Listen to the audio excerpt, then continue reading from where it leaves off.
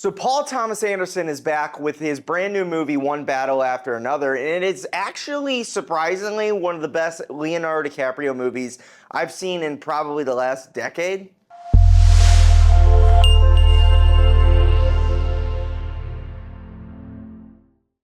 As popular as Leonardo DiCaprio is, I feel like not enough people talk about the overwhelming amount of movies that he pops up in that most people actually don't really talk about. He's one of the best actors of our generation, and he isn't like not showing up in things. He's just showing up in a lot of things that most people aren't really like engaging in or kind of like throwing their hats onto. But One Battle After Another is probably the best film that he showed up in a very, very long time, and is also one of the best performances that he's nailed out. Not that any of the performances of other movies that he's been in has been bad. They haven't. It's Leonardo DiCaprio. He doesn't really phone it in.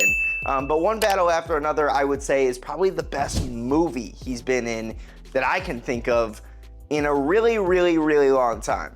What is One Battle After Another about? Well, One Battle After Another is about Leonardo DiCaprio playing the role of Bob Ferguson. And just kind of reading the synopsis of the film here, Bob is a washed-up revolutionary who lives in the state of stoned paranoia, surviving off-grid with his spirited and self-reliant daughter, Willa. When his evil nemesis resurfaces and Willa goes missing, the former radical scrambles to find her as both father and daughter battle the consequences of the past. Now, everybody in this film does an incredible job, but of course, like I just said, Leonardo DiCaprio is fantastic in this film.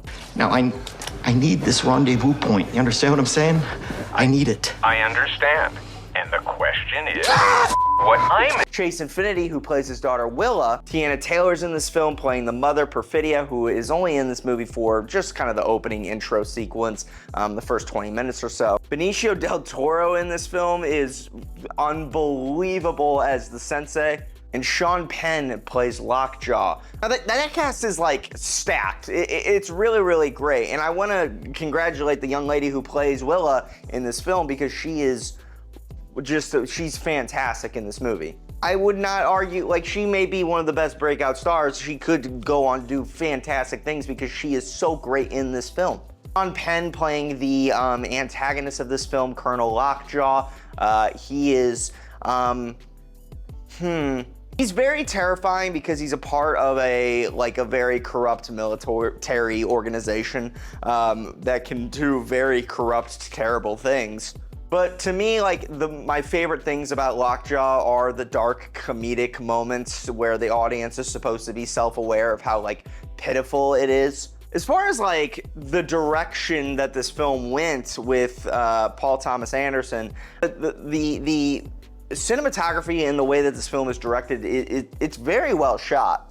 He gets the best out of every performance in this film, and the music cues are a little weird and it's a little off-settling, and there's a lot of silence in this film. And Paul Thomas Anderson, like, doesn't really show up all that often, but in the movies that he does show up, he's kind of got like a very distinct style. Like if you went and saw Punch Drunk Love, or I guess he did Magnolia over 25 years ago. I don't know, did he direct Magnolia? But the point is that you can kind of feel his presence and his filming style on every frame of this movie. The editing is sharp, it's haunting, it's kind of chaotic. The silence and the stillness feels just as important as the explosions and the action scenes of this movie, because there aren't really that many action scenes. But the most important thing to me is how he was able to get the best out of every character and every actor in this film. Everybody's performance was spot on. But at the center of it all, none of this really works if you don't get some of the best out of Leonardo DiCaprio, and he is doing some of his best here. Slow down! Go! Forward, Bob! Go forward!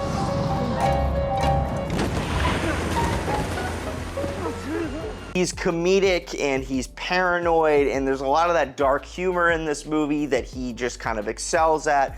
The phone calls that he's having back and forth with the I can't remember the group's name, but they're hilarious. Rise and shine. Bat an eyelash. Good morning. There are no hands on the clock. Why? Because they're not needed. What time is it? You know, I don't remember that part. And yeah, like he had a really bad, like he had a past where he could have been somewhat of a bad, good Lord, apologies. He had a past where he could have been somewhat of a badass, but he's clearly washed up now and kind of an alcoholic, druggy. But all he is at the end of the day is just a man trying to find his daughter. And the like freaking and the hesitation and the voice cracks and the rage that comes out of him. It's not badass, but it is comedic and it's very fun to watch and it's entertaining.